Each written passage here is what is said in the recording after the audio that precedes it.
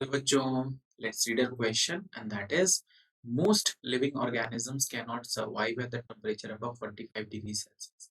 बहुत सारे या हम कहें मोस्ट ऑफ द ऑर्गेनिज्म जो लिविंग होते हैं वो 45 डिग्री सेल्सियस से ज्यादा का टेम्परेचर हैंडल नहीं कर पाते हैं but how are some microbes are able to live in habitats with temperature exceeding 100 degree Celsius.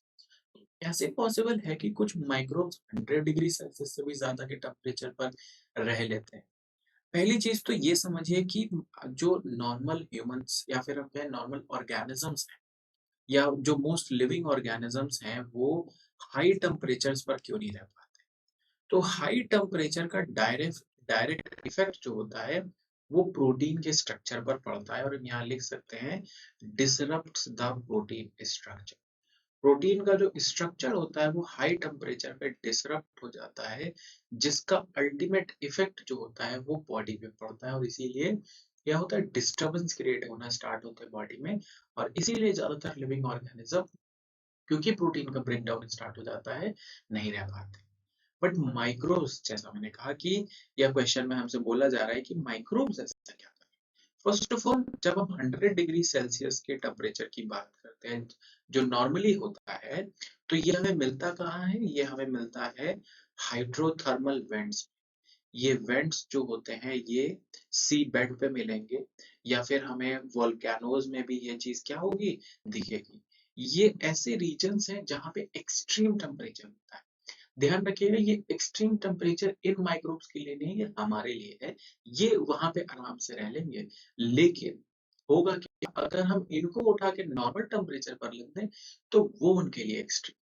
हमेशा ध्यान रखिए जो एक्सट्रीम हम किसी एनवायरनमेंट को बोलते हैं वो ह्यूमंस के पर्सपेक्टिव से बोलते हैं ना कि ऑर्गेनिज्म के। जो ऑर्गेनिज्म वहां रह रहा है वो उसके लिए कम है, उसका हैबिटेट आप चेंज करके उसे एकदम डिफरेंट हैबिटेट में रखेंगे तो वो उसके लिए एक्सट्रीम।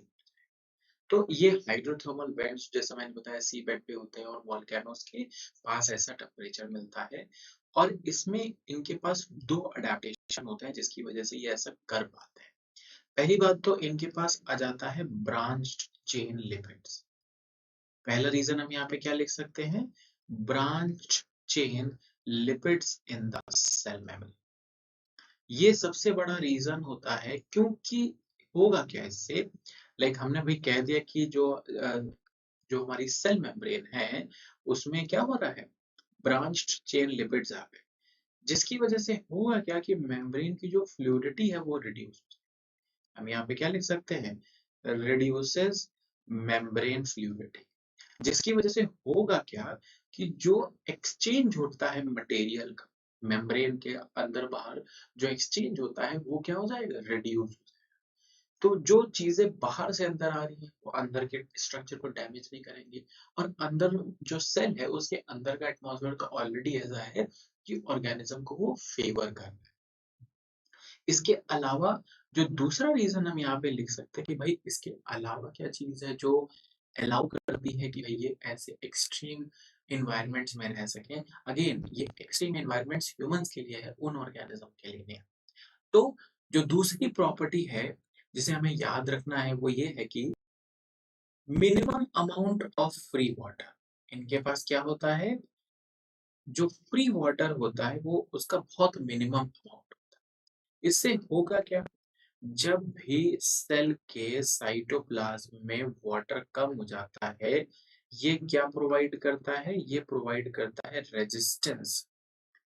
ये प्रोवाइड करता है रेजिस्टेंस टू हाई टेम्परेचर। और इन दो रीजंस की वजह से ये जितने भी माइक्रोब्स होते हैं वो क्या करते हैं 100 डिग्री सेल्सियस जैसे टेम्परेचर पर भी क्या करते हैं जिंदा रह लेते, दैट मींस अलाइव रहते हैं। तो पहला रीजन क्या है, presence of branched chain lipids. होता क्या है जितनी जो लिपिड चेन है वो ब्रांच्ड होगी उस पे इफेक्ट जो होगा कि भाई जो बहुत बाहर है कोई कार्बन कंपाउंड या फिर हम कहें कार्बन जो बाहर है उस पे तो असर पड़ेगा क्योंकि बट चेन इतनी लंबी है तो जो असर है वो धीरे धीरे धीरे धीरे कम हो जाएगा। इसीलिए ब्रांच चेन लिपिड जो होती है वो उनमें प्रेजेंट होती है।